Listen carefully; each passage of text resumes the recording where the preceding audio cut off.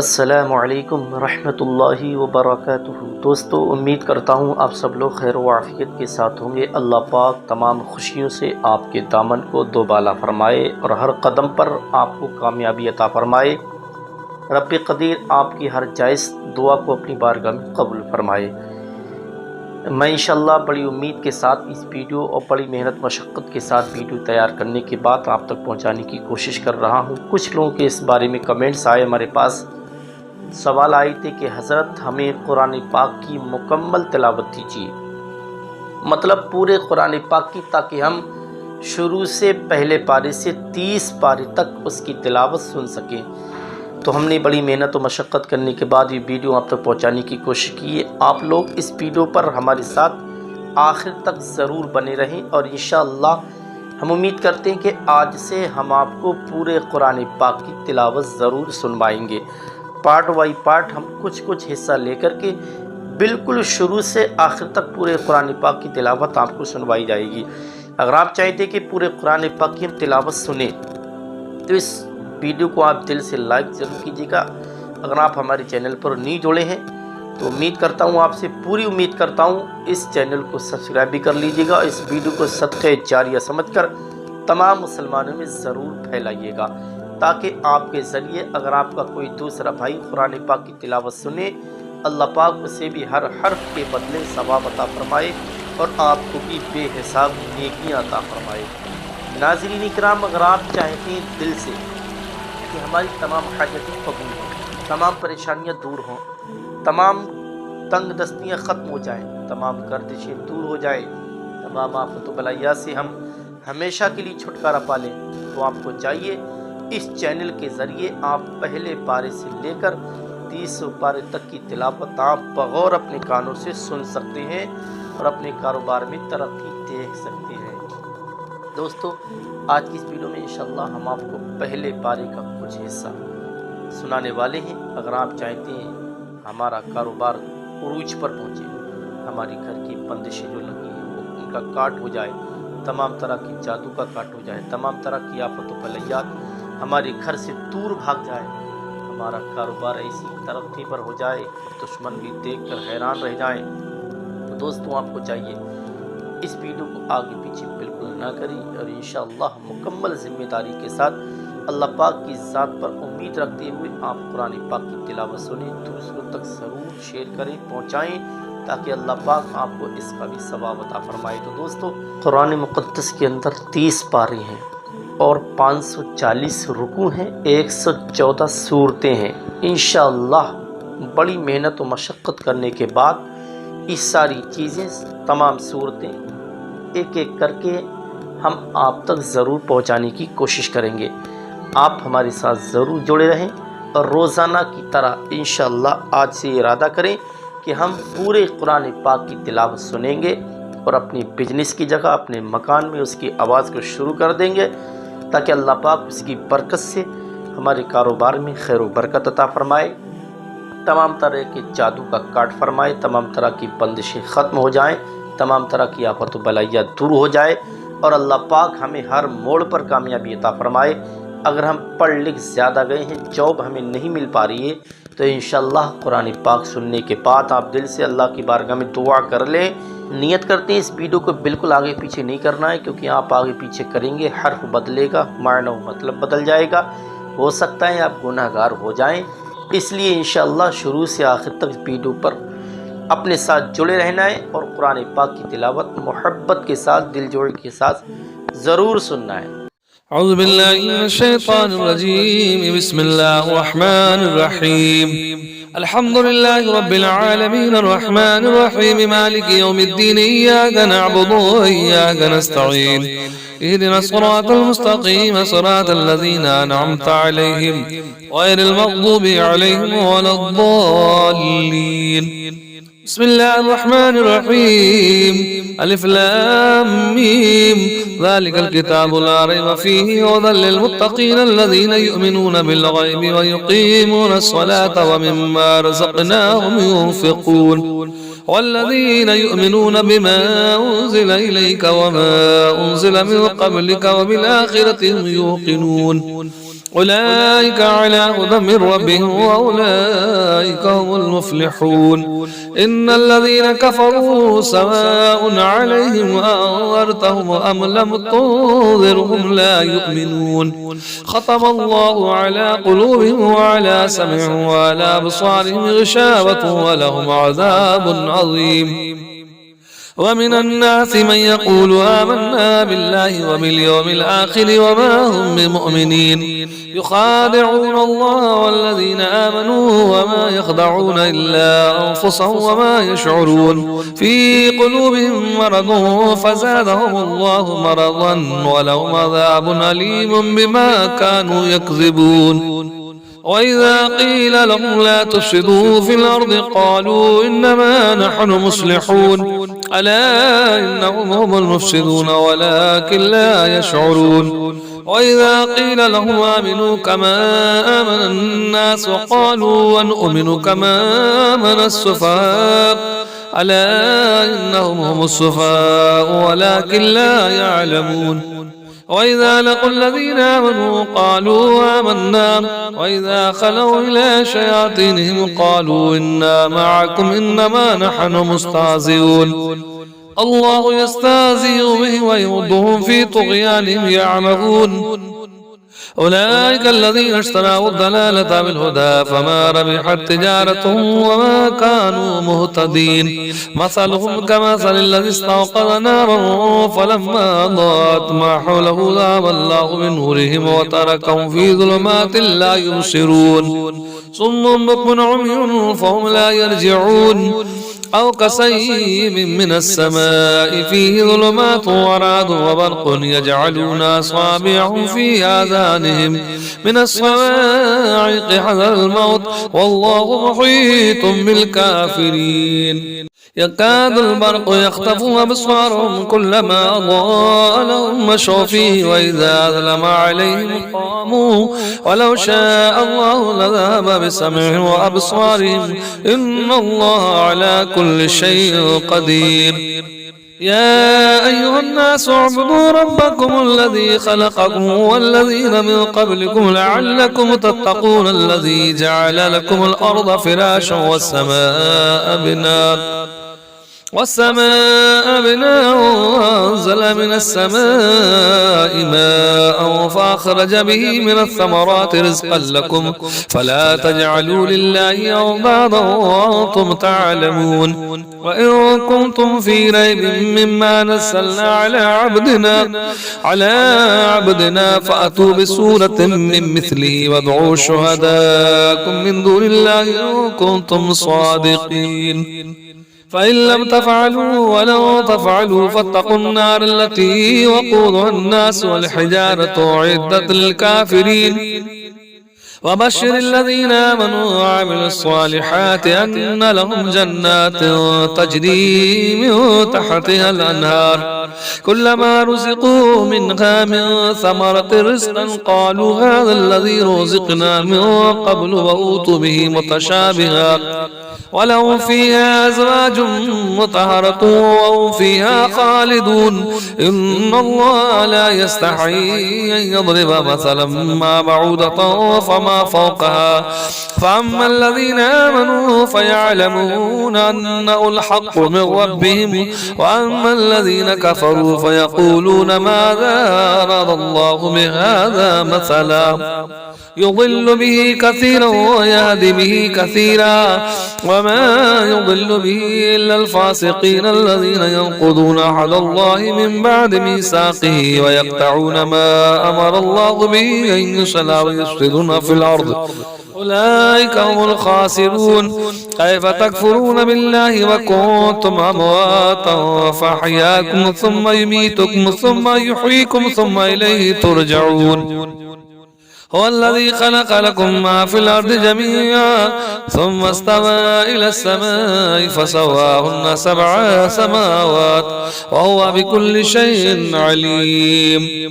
وإذ قال ربك للملائكة إني جاعل في الأرض خليفة قالوا وتجعل فيها من يفسد فيها ويسفك الدماء ونحن نسبح بحمدك ونقدس لك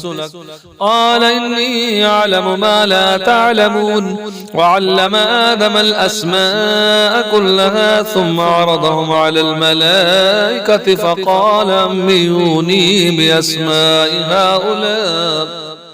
هؤلاء إن كنتم صادقين قالوا سبحانك لا علم لنا إلا ما علمتنا إنك أنت العليم الحكيم قال يا آدم أنبئهم بأسمائهم فلما أنبأهم بأسمائهم قال ألم أقل لكم إني أعلم غيب السماوات والأرض وعالم ما تبدون وما كنتم تكتمون وإذ قلنا للملائكة اسجدوا لآدم فسجدوا إلا إبليس أبى واستكبر وكان من الكافرين وقلنا يا آدم اسكن أنت وزوجك الجنة وكلا منها رغدا حيث شئتما ولا تقربا هذه الشجرة فتكونا من الظالمين فأزلهما الشيطان عنها فأخرجهما مما كان فيه وقلنا اهبطوا بعضكم لبعض عدو ولكم في الأرض مستقر ومتاع إلى حين فتلقى آدم من ربه كلمات فتاب عليه إنه هو التواب الرحيم قلنا اهبطوا منها جميعا فإما يأتينكم مني هدى فمن تبع هداي فلا خوف عليهم ولا هم يحزنون والذين كفروا وكذبوا بآياتنا أولئك أصحاب النار هم فيها خالدون يا بني إسرائيل اذكروا نعمتي التي أنعمت عليكم وأوفوا بعهدي أوف بعهدكم وإياي فارهبون فآمنوا بما أنزلت مصدقا لما معكم ولا تكونوا أول كافر به ولا تشتروا بآياتي ثمنا قليلا وإياي فاتقون ولا تلبسوا الحق بالباطل وتكتموا الحق وأنتم تعلمون وأقيموا الصلاة وآتوا الزكاة واركعوا مع الراكعين أتأمرون الناس بالبر وتنسون أنفسكم وأنتم تتلون الكتاب أفلا تعقلون واستعينوا بالصبر والصلاة وإنها لكبيرة إلا الخاشعين الذين يظنون أنهم ملاقو ربهم وأنهم إليه راجعون يا بني إسرائيل اذكروا نعمتي التي أنعمت عليكم وأني فضلتكم على العالمين واتقوا يوما لا تجزي نفس عن نفس شيئا ولا يقبل منها شفاعة ولا يؤخذ منها عدل ولا هم ينصرون وإذ نجيناكم من آل فرعون يسومونكم سوء العذاب يذبحون أبناءكم ويستحيون نساءكم وفي ذلكم بلاء من ربكم عظيم وإذ فرقنا بكم البحر فأنجيناكم وأغرقنا آل فرعون وأنتم تنظرون وإذ وعدنا موسى 40 ليلة ثم اتخذتم العجل من بعده وأنتم ظالمون ثم عفونا عنكم من بعد ذلك لعلكم تشكرون وإذا آتينا موسى الكتاب والفرقان لعلكم تهتدون وإذ قال موسى لقومه يا قوم إنكم ظلمتم أنفسكم باتخاذكم العجل فتوبوا إلى بارئكم فاقتلوا أنفسكم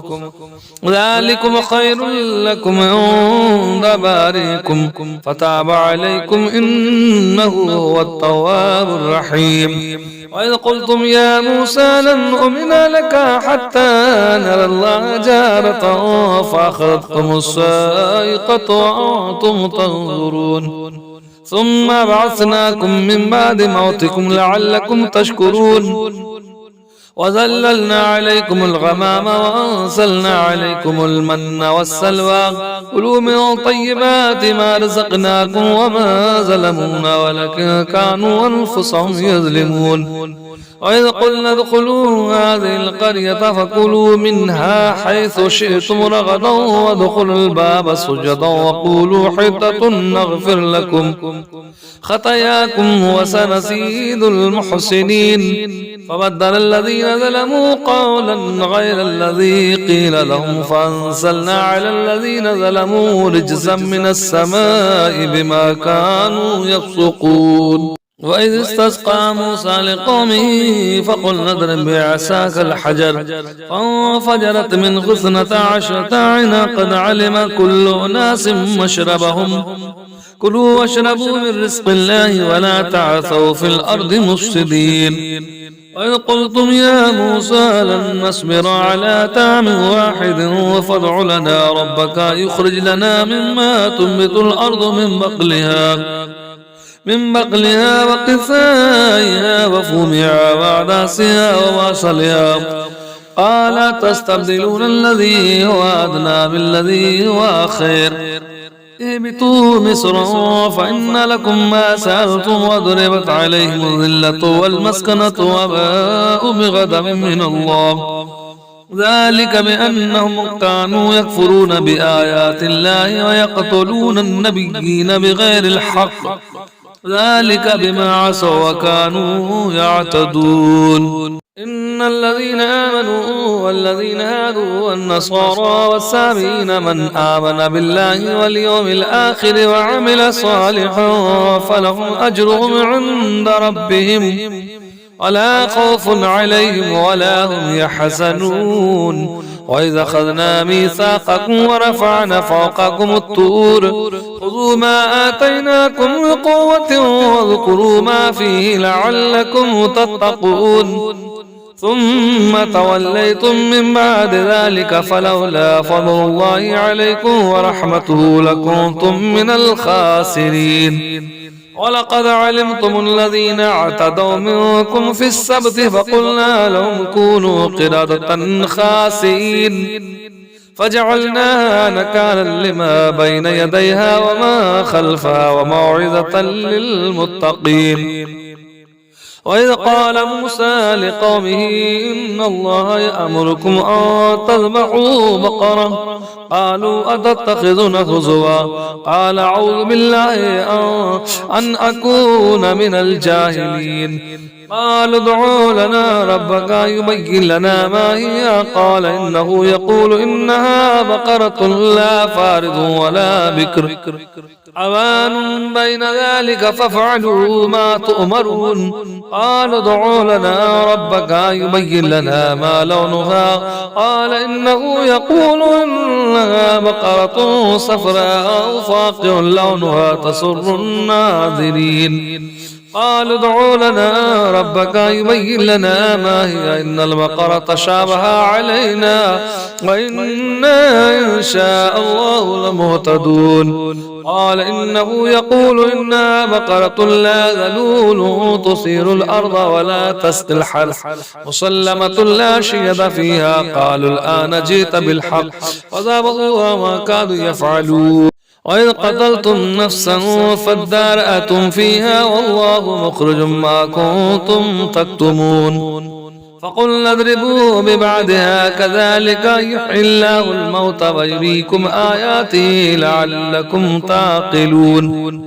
ثم قست قلوبكم من بعد ذلك فهي كالحجارة أو أشد قسوة وإن من الحجارة لما يتفجر منه الأنهار وإن منها لما يشقق فيخرج منه الماء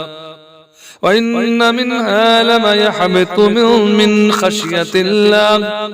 وما الله بغافل عما تعملون أفتطمعون أن يؤمنوا لكم وقد كان فريق منهم يسمعون كلام الله ثم يحرفونه من بعد ما عقلوه وهم يعلمون وإذا لقوا الذين آمنوا قالوا آمنا وإذا خلا بعضهم إلى بعض قالوا وتحدثونهم بما فتح الله عليكم ليحاجوكم به عند ربكم أفلا تعقلون أولا يعلمون أن الله يعلم ما يسرون وما يعلنون ومنهم أميون لا يعلمون الكتاب إلا أماني وإنهم إلا يظنون وويل للذين يكتبون الكتاب بأيديهم ثم يقولون هذا من عند الله ليشتروا به ثمنا قليلا وويل لهم مما كتبت أيديهم وويل لهم مما يكسبون وقالوا لن تمسنا النار إلا أياما معدودة قل أتخذتم عند الله أحدا فلن يخلف الله وعده أم تقولون على الله ما لا تعلمون بلى من كسب سيئة وحاطت به خطيئته فأولئك أصحاب النار هم فيها خالدون والذين آمنوا وعملوا الصالحات أولئك